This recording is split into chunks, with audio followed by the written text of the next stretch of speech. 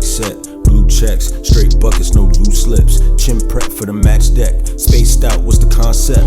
Lit nights through Statement Allen Iverson does, and he does it at both ends of the court.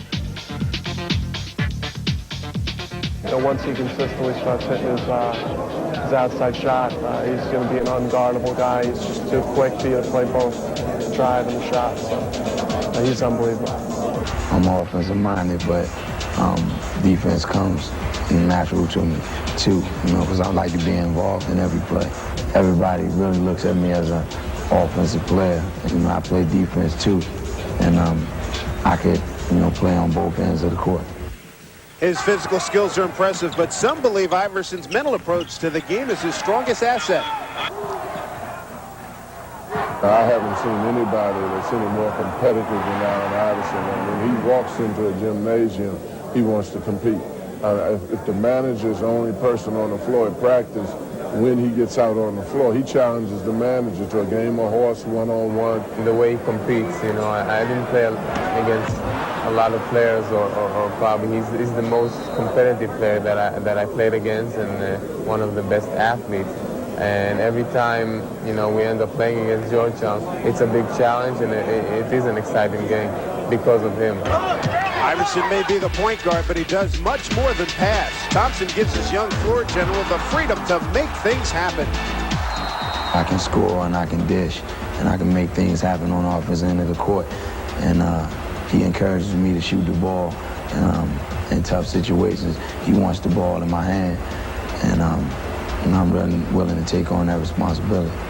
I keep in mind, always in the back of my mind, that Allen is a sophomore in college. He's evaluated by his physical talent, not by his maturation process. And he is on time for the process of being a sophomore, but he is indeed a sophomore. What's going on, y'all? This is your boy, Ariel De Jesus. If you guys don't already know me, I'm Ariel Hosdemiel on Twitter. This is episode 6 of Retro Go School NBA Space.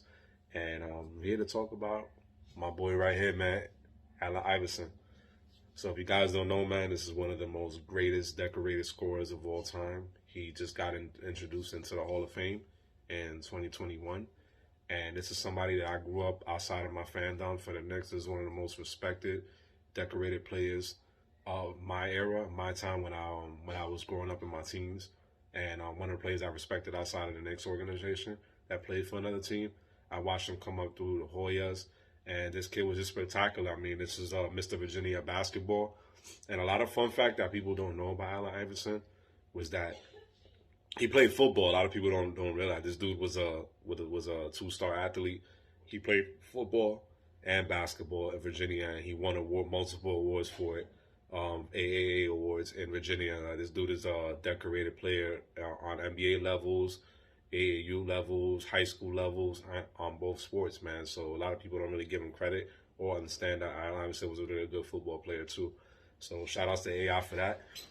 And another thing I wanted to get into was this started on his career, man, how he came up, man. This dude was very undersized and very skilled and gifted, man. And it's very hard for a guy like that, his size, to last in the league or to put up those numbers that he did.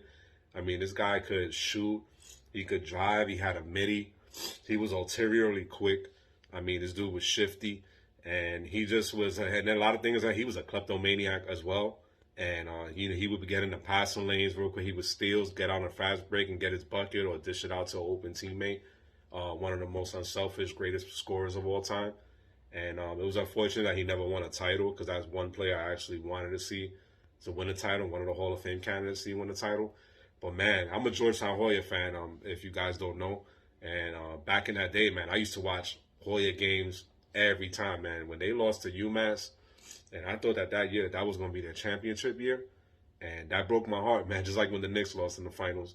So, seeing Allen Iverson go down like that from how he started, and he played his only 2 years with the Hoyas, he was phenomenal, man. That dude scored 23 points a game. And he broke the school's all-time scoring single-season record, man.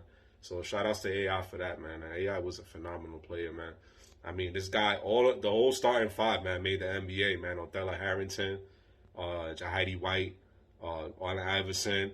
You have Victor Page, even though his life spiraled out of control as he declared for the draft the next year and didn't make it due to gang ties, a lot of other stuff. I'm gonna get into that too later on in another show. But all these guys were good, man. They had Othello, they had Junkyard Dog, Jerome Williams, who was a glass cleaner. They had Boubacar Al, who made the NBA and ended up playing overseas. But all these guys that got drafted, that tells you how talented that Hoya team was. And that team was special, man. But they went up against a powerhouse from Marcus Camby and UMass, and it was too much for them because Camby was just another guy killing it out there, man, with UMass. And they had a squad over there too, and it was just too much to overcome. But it was a great run, man. I mean, he did what he did in the NBA is what he did in college, man. He tore it up. Eventually, that's what led him to being a number one pick in NBA draft selected by the 76ers. And he was just phenomenal, man. And this dude, like, just watching him, man, I was like, in my head, I was like, oh my God, I hope my team get a number one pick. But we were at that age, that space where we weren't a bad team, so that wasn't going to happen. But that's one of the guys I followed throughout his whole career, from college to NBA to retirement, even until now. And, just to see him, do it on all levels and at his small stature and his frame, wasn't really a workout guy either. A lot of people don't realize that. This dude, like, didn't really lift weights like that. And he was still able to absorb contact. And it was amazing, man, for him to be that size and that small and not be like a ultra very like buff guy. But he would get it, man. He would get into the paint easily, break down the defense, whether he be kick it out or get his own bucket. That crossover, man, and hey, everybody knows why. That's why they call him the answer, man. That crossover was ridiculous, man. I mean, this dude was just lighting it up on all levels, man. And then when he got drafted, it was just no changing it, man. He went up against MJ. MJ started trash talking him his first year, and he was having a good game against MJ. I mean, this dude was just ultimately one of the best scorers of all time, man, especially at the guard position. So, AI was just that guy, bro. He ended up finishing his career 23 points a game. He had six rebounds and 3 boards, and he was just a phenomenal player, man. I mean, I could see him, like, he could just get past anybody, even great defenders, man. He would just blow right. He would make him look like a fool, man. I mean, that crossover, the shifty with the handle, passing the rock, dishing the rock, scoring the rock. I mean, this dude did everything, bro. Everything you could think of that you wanted out of a pure scorer, but also a pretty good playmaker, man. Especially, man, and he was, shout outs to AI, bro. Like, he was that dude. And unfortunately, man, he never won that title. He had that 1 year. A lot of people don't realize, man, he got a lot of steals too, man. He was Defensive Player of the Year a couple of years, man. A lot of people forget about that. His defensive accolades don't not really talk to her. Everybody know AI as a scorer, but he was a defensive juggernaut also as well, man. He was just that guy, man. And that's one of the most respected players I've ever seen, man, in basketball history. Like, especially like coming up as a kid, man, following him from all the way he came back from the NBA to the pro level to the college. And, I just got so much respect for that dude, man. That's one guy I wanted to see win a title, man. And it never happened. It sucks, but hey, that's what happened. A lot of greats never won a title, so you can't really base greatness off not winning the title. I mean, he did play against with teams that he had like Aaron. No shade to like Aaron McKee. He had a couple of role players and guys that knew their position, but I feel like if he would have added like probably one more star, they tried it with Tim Thomas and Keith Van Horn, and it didn't really work. They got to the finals in 2001, and he won the MVP, man. It's sad because I really wanted him to win that, but I kind of knew they didn't have a shot because Shaq and Kobe those were 2 phenomenal guys. That was a long shot to win in any chance, man, because those guys were too good, man. That was a powerhouse in LA, and he wasn't able to overcome it. They didn't have enough power. Like I always said, superstars always need to defer and have other guys that could get buckets. And unfortunately, that team didn't have that. They didn't have that other guy that if Allen Iverson's putting up 25, the rest of you guys are putting up 10, 11, 8, 7, 9. Like, they didn't have that other potent scorer that I feel like if he added another, Philly could have added one more star, they could have won a championship. And it sucks that it didn't go down that way. But the story, man, I mean, when he dropped Tyrone Lue, everybody remembers that, man. When he dropped Tyrone Lue and made him look silly, man, and that crossover is a staple to this day. A lot of kids, I remember playing in a basketball course, when I'm born and raised in the Bronx, and everybody would try to do that Allen Iverson crossover, man. And it was so hard to do. You had to really have that handle of the rock to be able to do that.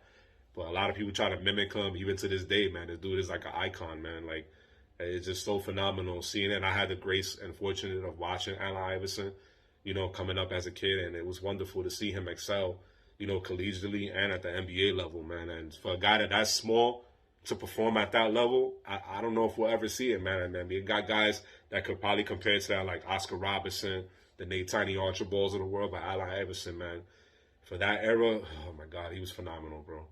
He was phenomenal, and I said I wanted him to win a chip, bro. So we gotta give that man his flowers, man. AI was that dude, bro. He was that dude, man. Shout out to AI, the answer, man.